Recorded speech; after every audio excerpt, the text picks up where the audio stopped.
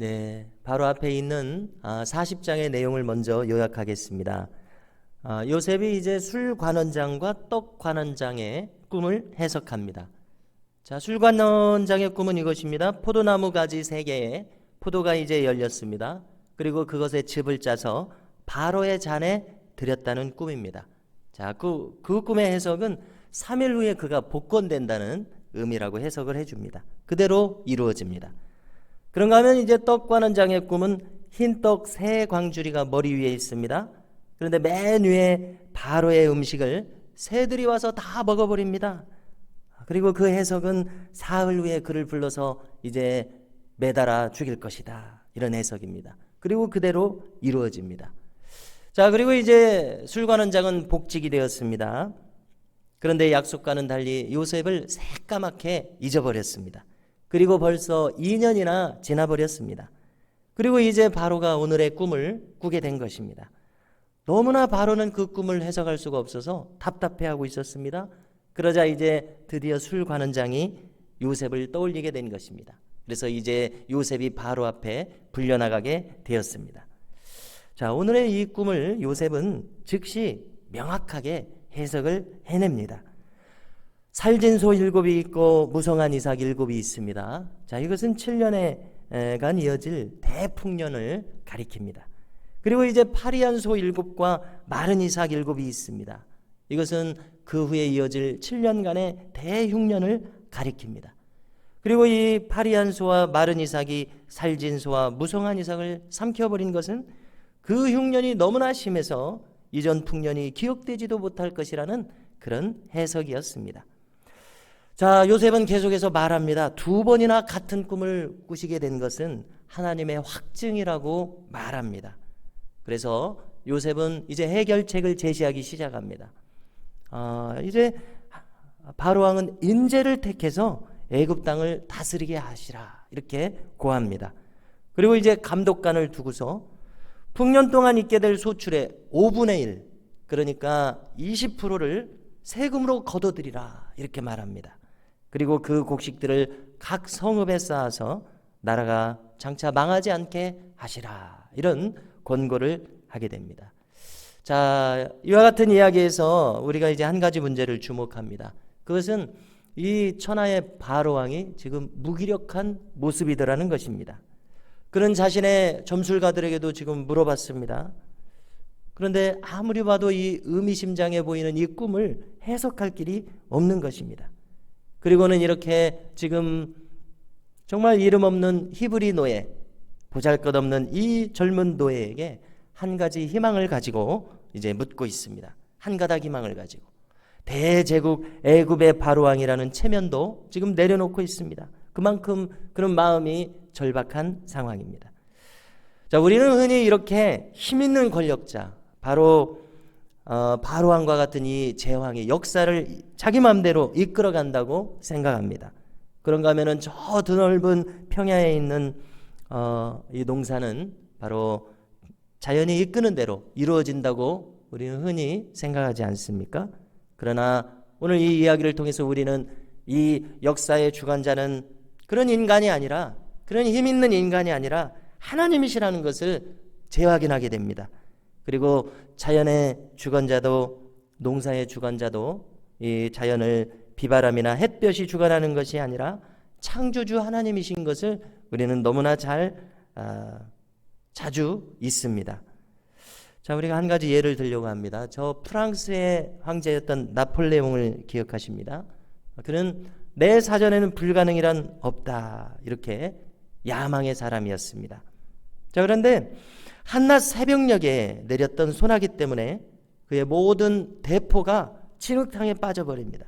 그래서 그가 이끌고 왔던 7만 대군이 어이없이 패전하게 되는 그런 상황을 맞이했습니다. 그것은 1815년 6월에 있었던 워털루라고 하는 곳에 전투에서 있었습니다. 그는 23년 동안 독재하며 이끌었던 그의 정권이 이제 종말을 구하게 됩니다. 그는 폐위되고 세인트 헬레나 섬에 유배되고 역사에서 사라져버리게 됩니다. 그 하룻밤에 있었던 소나기 때문에 그의 모든 것이 이제 종말을 구하게 된 것입니다. 자, 이처럼 인간은 자신의 무기력을 알아야 합니다. 그리고 마땅히 하나님 앞에서 겸손해야 됩니다. 그러나 어리석은 인생들은 이 평탄한 날에 결코 그렇게 하지 않습니다. 굳은 날을 맞이해야만 그가 겨우 겸손해지기 시작합니다. 자, 우리가 또 하나 주목하려고 하는 것은 이 요셉에 대해서입니다.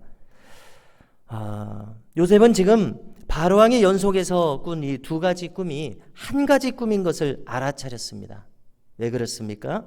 자기가 17세에 꾸었던 그 두 가지 꿈도 한 가지였기 때문에 그렇습니다. 자, 그리고 가만히 보면은 요셉은 지금 확신에 차서 이 꿈을 해석해 주고 있습니다. 지금 천하의 바로왕 앞이라고 해도 전혀 주눅들지 않는 모습을 보게 됩니다. 정말 놀라운 모습이지 않습니까?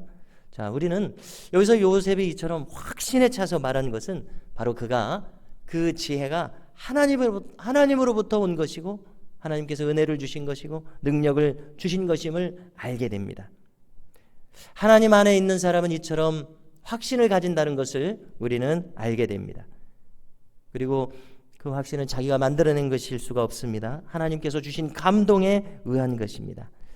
우리가 인생을 이렇게 살아가면서 오늘 하루를 살면서도 우리에게 필요한 것이 바로 이것이라고 생각합니다. 하나님께서 주신 확신에 의해서 내가 힘있게 살아가는 그 모습 말입니다. 하나님 안에 있다는 그 하나님의 계획 안에 내가 있다는 확신, 이런 확신을 우리들의 심령 속에서 일으켜 주시기를 주님의 이름으로 축원합니다.